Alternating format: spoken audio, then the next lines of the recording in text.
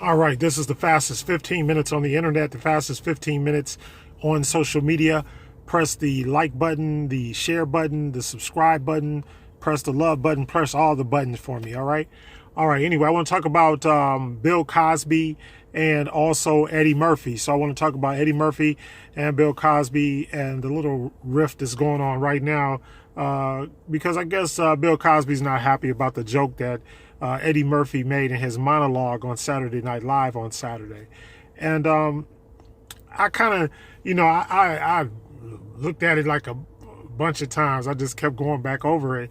And you know what? It wasn't all that bad. I mean, considering. I mean, I know the man is in jail and all that, but I think that more so than not, that Eddie Murphy was really joking on himself, more so than joking on Bill Cosby. I don't really think he intended for it to be bad. He was just trying to show the state of affairs of his life and not necessarily ranking whatever we used to call it on Bill.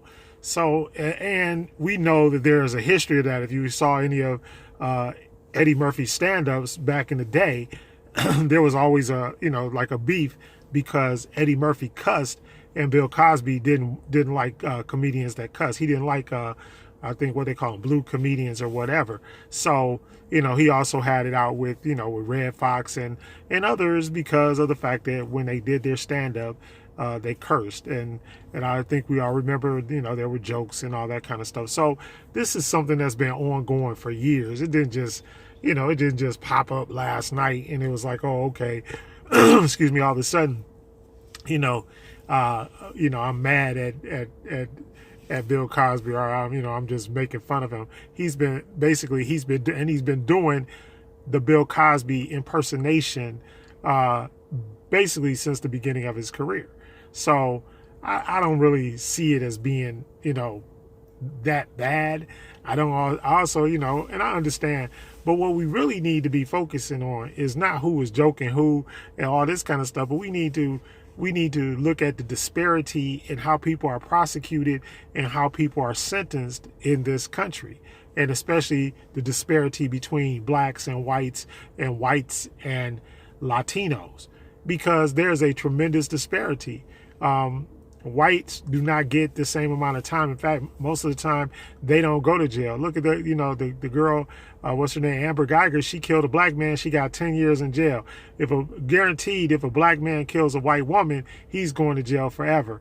I saw today, going through the internet, there's a man in Alabama who stole $9 and has a life sentence without parole.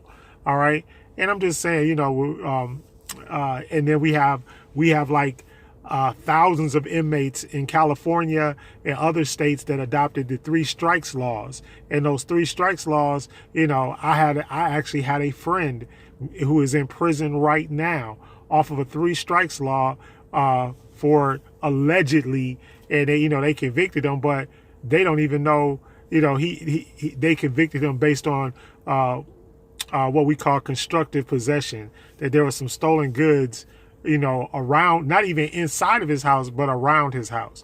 So they, and chain of custody.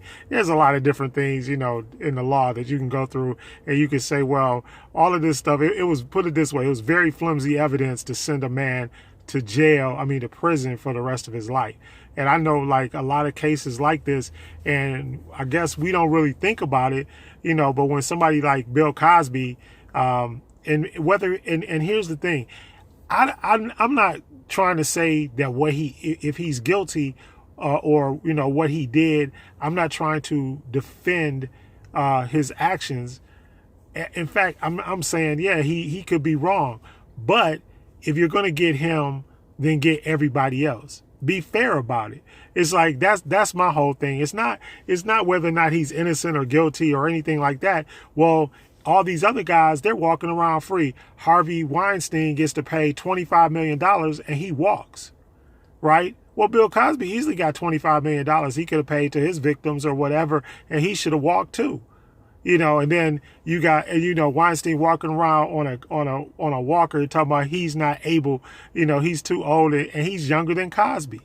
That's what I'm trying to get at. And they let one of those guys that was I can't think of his name, but one of the guys that was indicted, you know, conspiring with Trump, and they didn't send him to jail because he was too old and he was too old and feeble.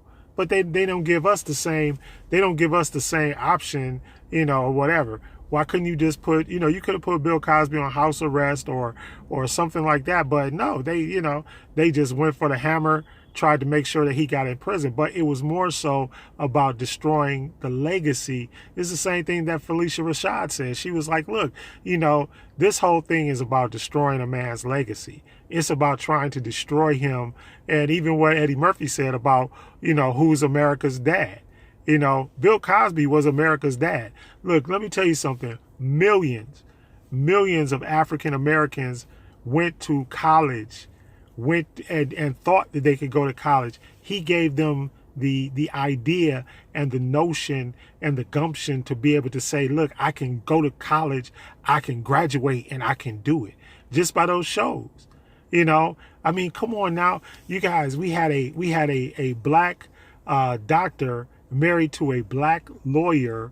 You know, they had a huge family and they were still together. They weren't divorced. And then we had a we had a black college, Hillman, where all of these students were there. They were they weren't perfect, but they were making mistakes, showing people that look just like us. That's how come, you know, we get on here and we're always talking about y'all, you know, people get, here you go with that black stuff again. Yeah, because you have to know who you are. Because half of the problem is most black kids don't know who they are. You know, because you got so much stuff out there. You have so much propaganda, so much media, so much, you know, so much stuff to deal with just as being fed into your mind on a daily basis that you have to be told, look, you come from people that were great. That's why I get upset, like when people refuse to be African and, you know, I ain't black, I ain't African, this, that, the other thing. Look, if you got melanin in your skin, guess what? You came from the continent. All right. At some point, I don't know where the boat ended up or, you know, where it ended up or how you got to where you were, you know, but the bottom line is if you got melanin in your skin, it can be proven through DNA. It can be proven through gene types and all of that kind of stuff. The only woman on the face of the planet that has the Eve gene is the black woman. The only one. Every single race can come from her, but every single race cannot come from other people. So you got to understand that. And until you realize that, and until you accept that, you know, and stop walking around here with all these phony doctrines and phony teachings and all that kind of stuff, it's ridiculous. The DNA is science. It don't lie. The genes are science. It don't lie. You know, X and Y chromosomes and all that kind of stuff. It's look, I guarantee you, if your butt was in jail and they did a DNA test and then exonerated you, I bet you love DNA then, wouldn't you? Mm-hmm.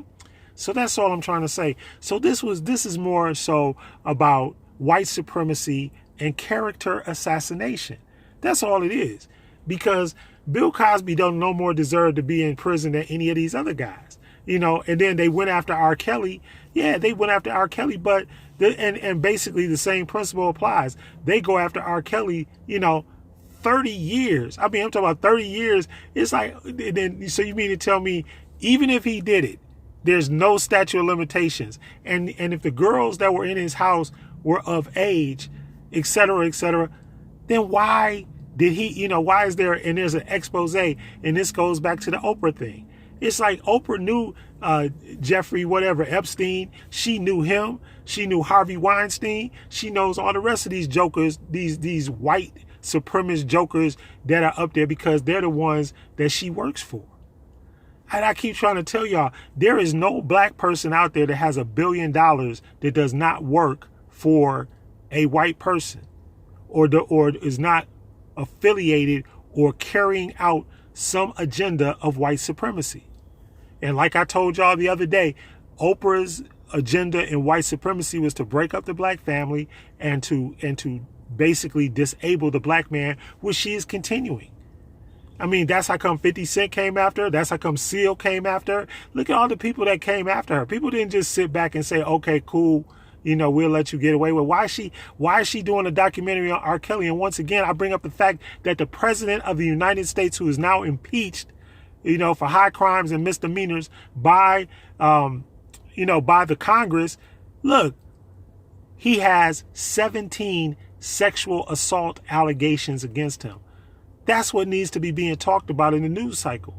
It's ridiculous that we're worried about jokes and this, that, and the other thing. But the real thing is that we need to be worried about the man that's sitting up there, because they're allowing, and look, they've been getting away with this stuff for 400 years. They've been raping, pillaging, molesting, doing everything to every kind of woman, not just black women. They've been doing it to everybody. All right. And been getting away with it. And then let's not even bring up the church with all the pedophilia and all of the other things that are going on. And look, some of these priests have had sex with dozens of boys, and they've been caught, and they were allowed to pay their way out of it. In fact, we don't even know who most of them are. It's been swept under the rug so good. So that's what I'm trying to say. It's like, look, okay, if you're going to do something, then be fair about it. I'm not saying they're right. I'm not saying their behavior is right. What I'm saying is, if one person gets one punishment, the other person should get an equal punishment. It shouldn't be according to skin color or according to who you know or anything like that. And the reason why we're looking at stuff even as far back as OJ, the only reason why OJ got acquitted because OJ had money.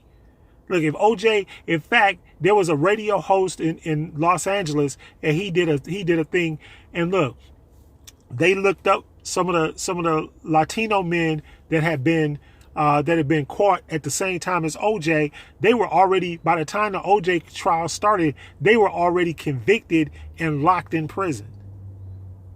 So that's all I'm trying to say. It's like, look, y'all, it's not a fair system. And once again, you bring up Richard Pryor, just us.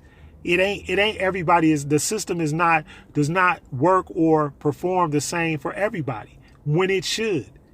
There's no reason, whatever, if you do something and there's laws on the books and there is punishment on the books or whatever, then it should be calculated exactly the same. And there are certain systems that are in place in the judicial system that are just completely systemic racism. They're just there as racist things. And we all know that those 3 strikes laws are racist because, first of all, it's hard for a white man to get convicted 3 times in the first place. It's hard for a white man to get convicted once. And as soon as a black man goes up, he's automatically going to get convicted. He's automatically going to get convicted, or they're going to cause him to plea bargain out, something that I experienced in my life. Okay. It's like either you plea bargain or you go to prison. And those are the choices that we are given. We're not given the opportunity. Okay. So say you go and you put 12 in the box and get a jury trial. Do you realize that 90% of black men that go to jury trial end up getting convicted and then going to prison, guilty or not, even if they're not guilty? And we know, and we've seen all of the reports and the stories in the media about how judges and prosecutors and all these people all around the country make up evidence, plant evidence, lie, make up phony witnesses. I mean, we've seen just a bunch of these cases come up. We've seen a bunch of them, and most of us know somebody either in our family, or somebody, a friend, somebody that's been a victim of this system. We know. And we know, look, everybody, and one thing that I learned about when I was in jail was that everybody in jail don't really need to be in jail. Jail is for dangerous people, for people that can't be out in society. It's not for locking people up. See, what their thing is, they lock people up to make money. See, every time they count you, every time they feed you, they get paid. So that's all it is. It's not that you're evil or that you're a menace to society or that, that you would harm somebody else or harm yourself. That's never it. You really think at this point in his life that Bill Cosby can really harm somebody? I mean, come on, y'all. Think about it. And most of these other people that go to jail, they not, heinous criminals. They really aren't. Most of them are just in there getting counted and getting fed. And that's really what it's all about. Anyway, hit the like button, hit the subscribe button, hit the share button, hit all the buttons, but most of all, hit the love button. I love y'all.